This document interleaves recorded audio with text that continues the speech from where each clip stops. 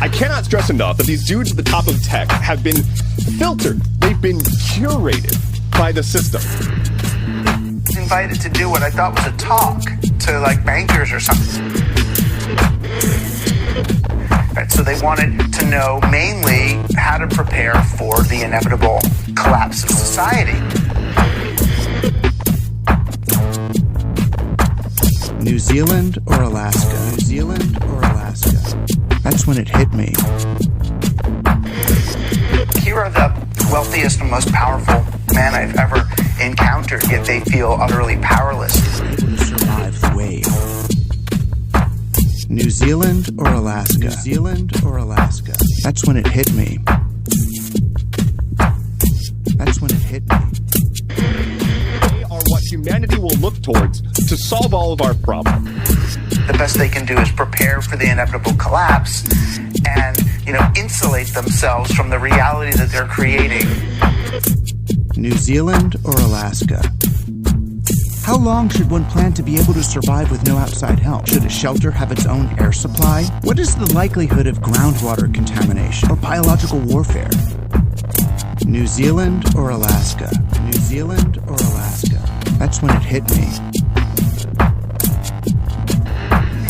The high-level billionaires, like the Elon Musks and Jeff Bezos, they want to get off the planet altogether. Really just leave us behind. But the mid-level billionaires who can't afford rocket ships, they want to build, bunkers and secret communities. That's when it hit me. Colonizing Mars or uploading their minds into supercomputers. For them, the future of technology is only about one thing: escape from the rest of us. Sociopathic, self-centered people who have been told their entire lives that they are the smartest people ever, and that they are what humanity will look towards to solve all of our problems.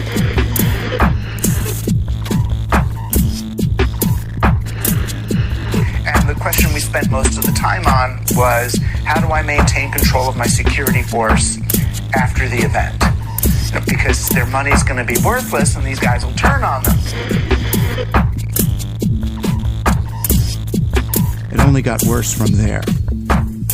The billionaires considered using special combination locks on the food supply that only they knew, or making guards wear disciplinary collars of some kind in return for their survival. Or maybe building robots to serve as guards and workers, if that technology could be developed in time.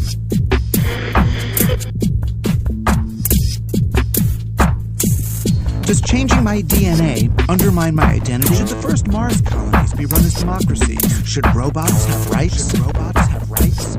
That's when it hit me. That's their goal. For them, the future of technology is only about one thing: escape from the rest of us.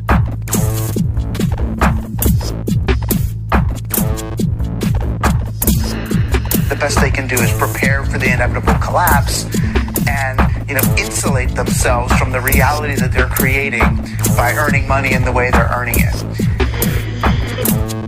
New Zealand or Alaska? So I cheekily suggested that the way to make sure your head of security doesn't slit your throat tomorrow is to pay for his daughter's bat mitzvah today. They laughed. At least they were getting their money's worth in entertainment. That's when it hit me. This was probably the wealthiest, most powerful group I had ever encountered. Yet here they were, asking a Marxist media theorist for advice on where and how to configure their doomsday bunkers. At least as far as these gentlemen were concerned, this was a talk about the future of technology.